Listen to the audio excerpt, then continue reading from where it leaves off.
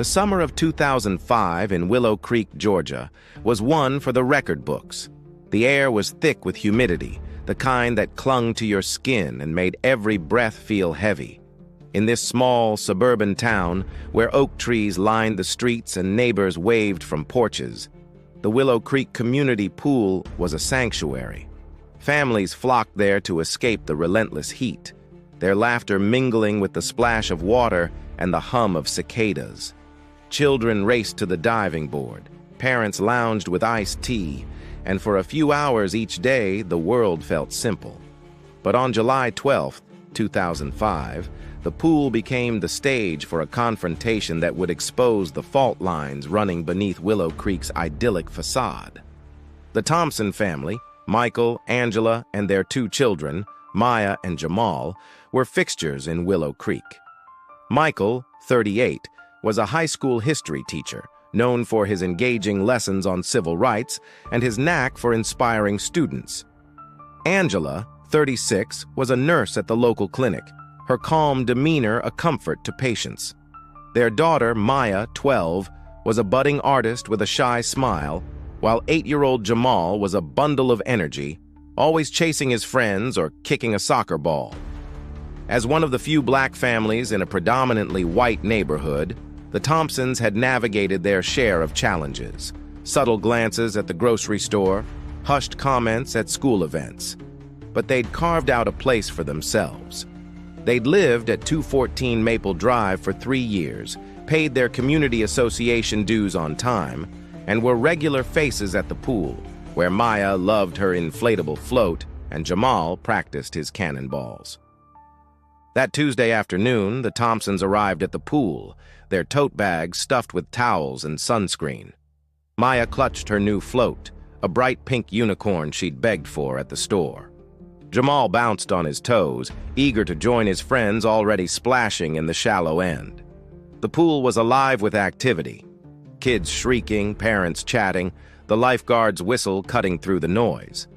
But at the entrance stood Karen Mitchell, a 52-year-old woman whose presence was as formidable as the Georgia sun. Karen was the unofficial gatekeeper of the Willow Creek community pool. With her blonde hair pulled into a tight bun and a clipboard always in hand, she patrolled the entrance like a sentinel. To Karen, the pool was more than a community space. It was her domain, a place where rules were sacred, and she enforced them with unrelenting fervor. Neighbors whispered about her overbearing nature, her tendency to nitpick over minor infractions, but few challenged her. Karen had been on the community association board for years, and her authority was rarely questioned. As the Thompsons approached, Michael flashed his membership card, offering a polite smile. "Afternoon, Karen. Hot one today, isn't it?" he said, hoping to keep the interaction light. But Karen's eyes narrowed, her lips tightening into a thin line. She stepped in front of the gate, blocking their path with a stance that radiated defiance. "I'm sorry, but I don't recognize you," Karen said, her voice sharp and clipped. "I'll need to see proof of residency and your full membership details." Michael's smile faltered, confusion flickering across his face. "Karen, you know us. We've been coming here for 3 years. I just showed you the card." He held it up again, the plastic glinting in the sunlight, but Karen didn't even glance at it. "Rules are rules," she said, crossing her arms. "We've had issues with non-residents sneaking in. I need to verify your address." Angela stepped forward, her nurse's composure barely masking her rising frustration. "Karen, we live at 214 Maple Drive. You've seen us here every summer. You were at the association meeting when we renewed our membership. What's going on?" Karen's expression hardened, her voice rising. "I'm just doing my job. If you can't provide proper documentation, I can't let you in. This is a private facility." The exchange drew eyes. The hum of poolside chatter faded as families turned to watch, some stepping closer, others pretending not to notice. Maya gripped her unicorn float tighter, her eyes darting between her parents and Karen. Jamal, usually so talkative, shrank behind his mother, sensing the tension. The Thompsons weren't just being questioned. They were being humiliated, their right to belong challenged in front of their neighbors. Michael took a deep breath, his voice steady despite the anger simmering beneath. "Karen, this is ridiculous. You've never asked us for anything beyond our card before. Why now?" Karen's lips curled into a defensive sneer. "Don't make this about race. I'm treating everyone the same. If you don't like it, take it up with the association." The mention of race, unprompted, hung in the air like a storm cloud. Whispers rippled through the crowd. Some nodded in agreement with Karen, others shifted uncomfortably, unsure how to react. Angela's eyes locked onto Karen's, her voice calm but unyielding. "We're not leaving until our kids can swim. We paid for this pool, just like everyone else." Karen's face flushed, her hand tightening around her phone. "Then I'll have to call security, or the police if I must." She began dialing, her fingers trembling with indignation, confident that her authority would prevail. What Karen didn't know was that this moment would unravel her carefully constructed world. And the call she was about to make would lead to a revelation that would leave her speechless. Willow Creek wasn't always a divided town, but beneath its charming surface lay unspoken tensions. The community association, dominated by figures like Karen, prided itself on maintaining standards, a term that often masked prejudice. For Karen, the pool was a symbol of order, a place where she could enforce her vision of who belonged and who didn't. Her strict adherence to rules wasn't just about protocol, it was a shield for her biases, ones she'd never openly admit, but that shaped her actions in subtle, damaging ways. As Karen waited for security, a man named David Carter emerged from the crowd.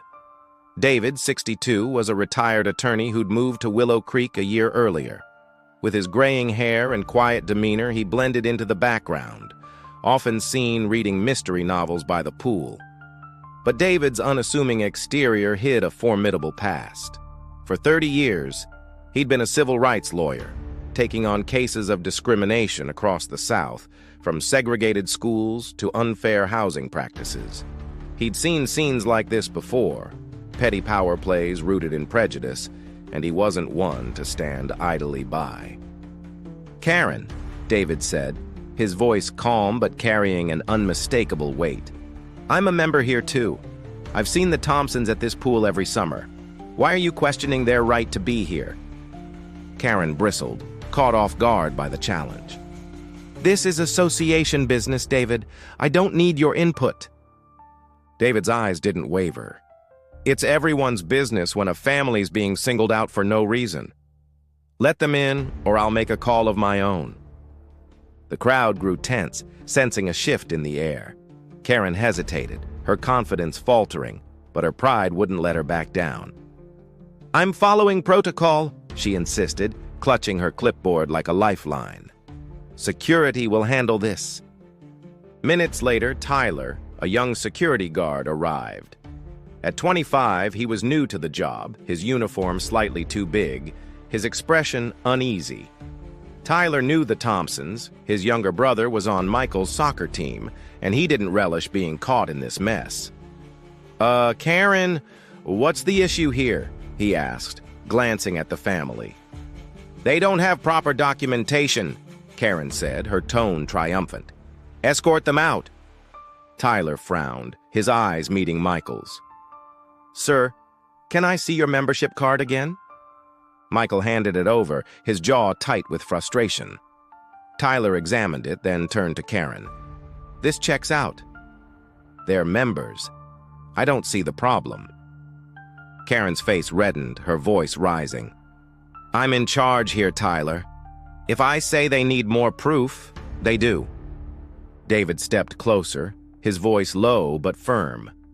"Karen, you're making a mistake, and I'm not the only one watching." He pulled out his phone, dialed a number, and spoke quietly, his words inaudible but his tone deliberate.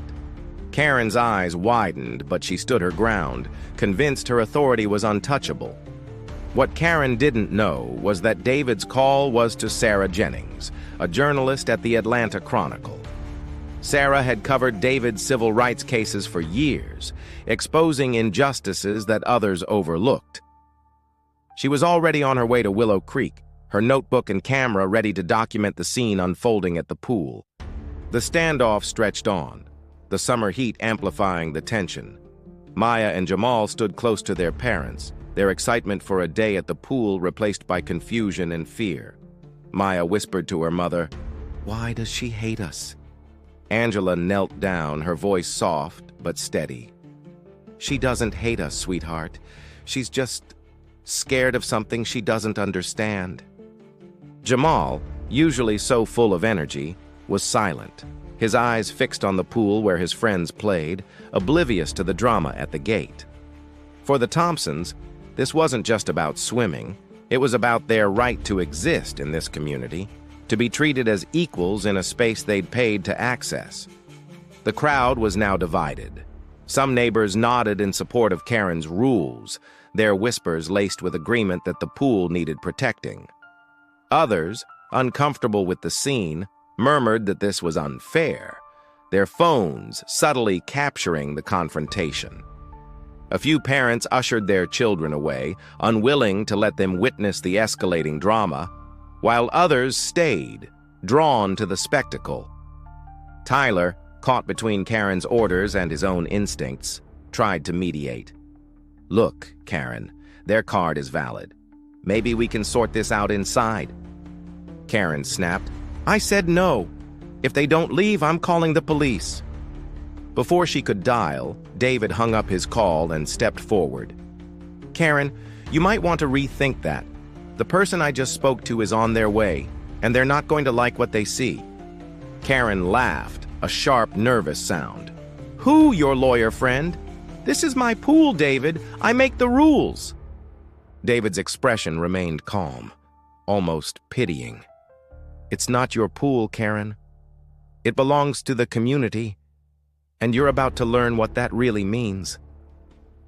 Sarah Jennings arrived 20 minutes later, her press badge gleaming in the sunlight.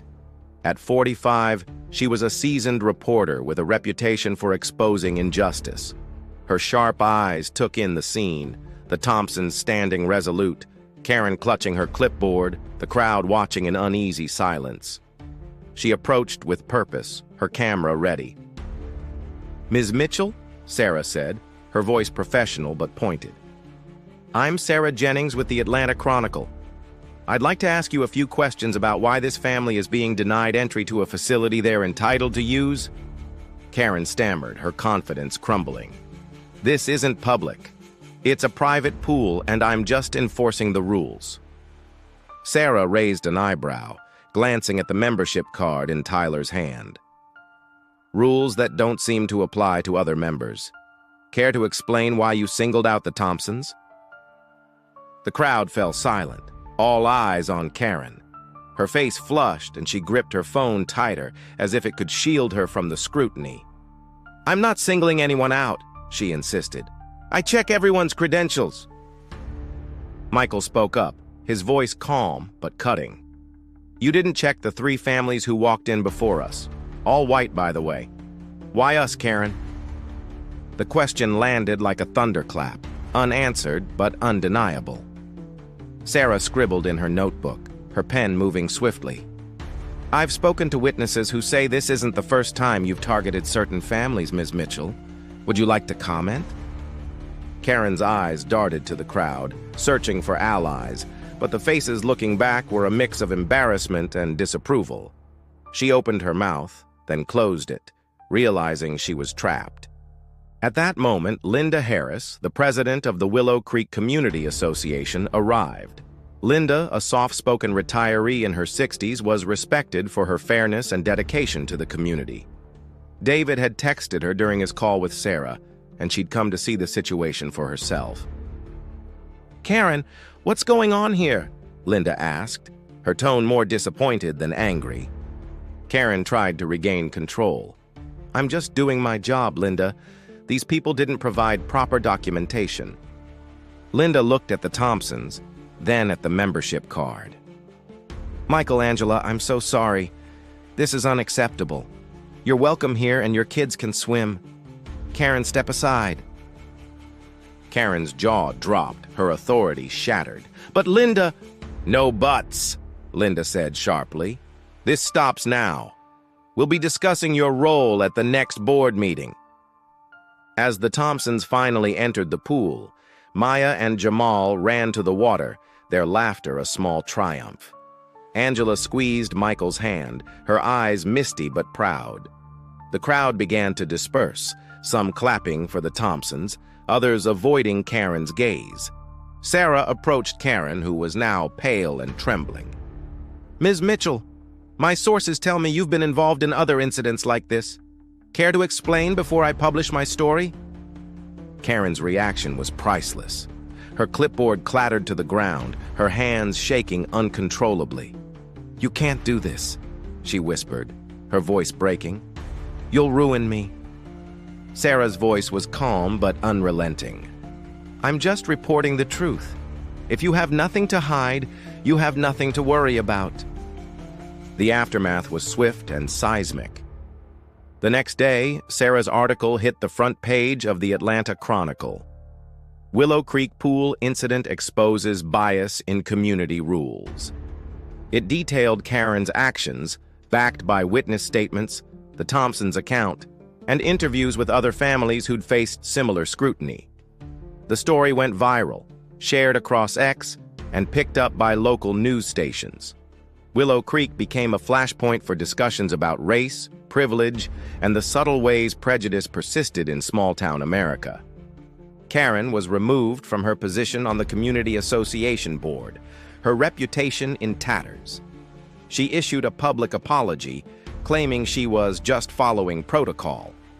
But it rang hollow. The backlash was relentless. Neighbors shunned her, her social circle shrank, and she became a cautionary tale in Willow Creek. But the story didn't end there. Sarah's investigation didn't stop at the pool incident.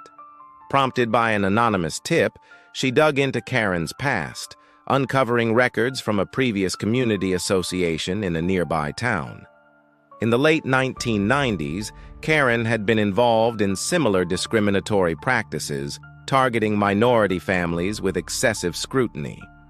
She'd left that town quietly after complaints, moving to Willow Creek to start fresh. The revelation led to a formal investigation by the state's Human Rights Commission, and Karen, unable to face the mounting scrutiny, sold her home and left town within months. For the Thompsons, the incident was a turning point. They didn't want to be the center of a scandal, but they embraced the opportunity to spark change. Michael started a mentorship program for local youth, focusing on leadership and resilience. Angela advocated for diversity training within the community association, ensuring future incidents would be met with accountability. Maya, inspired by her parents' strength, began creating art about justice and equality, her pieces displayed at the local library. Jamal, ever the optimist, returned to the pool with his friends, his cannonballs louder than ever. The community rallied around the Thompsons, hosting a barbecue to show solidarity. Neighbors who'd stayed silent during the incident began speaking out, sharing their own stories of Karen's overreach. David Carter became a close friend, often joining the Thompsons for dinner, his quiet wisdom a source of comfort. Sarah Jennings continued to cover Willow Creek, her articles shining a light on efforts to bridge the town's divides. The Willow Creek Community Pool remained a place of joy, its gates now open to all who belonged.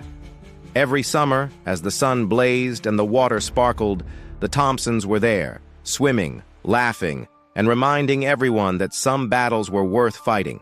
Their story became a symbol of resilience, a testament to the power of standing up to injustice, and a reminder that even in the smallest towns, one voice or one call could change everything. What would you have done if you were in that crowd watching the Thompsons fight for their place? Share your thoughts in the comments below. And if you were moved by this tale of justice and resilience, don't forget to hit that subscribe button.